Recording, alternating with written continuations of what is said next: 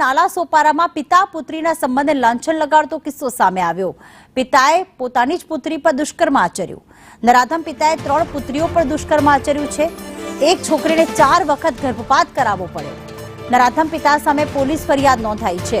આરોપી અગાઉથી ગુનાહિત ઇતિહાસ ધરાવતો ખંડણી, ગોળીબાર, હત્યા જેવા ગંભીર ગુનાઓ તેની સામે નોંધાયેલા છે। પોલીસે નરાધમ પિતાની ધરપકડ કરી છે કારણ કે તેણે પોતાની 3 પુત્રીઓ પર દુષ્કર્મ આચર્યું। फादर है XYZ, उसने अपने बेटे के साथ दुष्कर्म किया था और वो बेटी के कंप्लेंट के बेसिस पे नाला सोपारा पुलिस स्टेशन में मामला दर्ज है।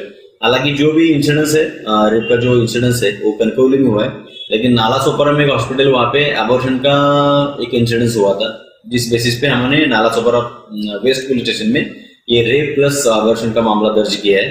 इसमें एक कनकौली का बंदा है, उसने अपने बेटे के साथ ये दुष्कर्म किया था। इसकी 4 बेटी है, जिसमें 3 बेटे के साथ इसने ये दुष्कर्म किया था। 2018 से ये मामला चलता रहा था। अब ये लड़की ने धाड़स दिखा के ये FIR Nala Sopara police station में दर्ज की है।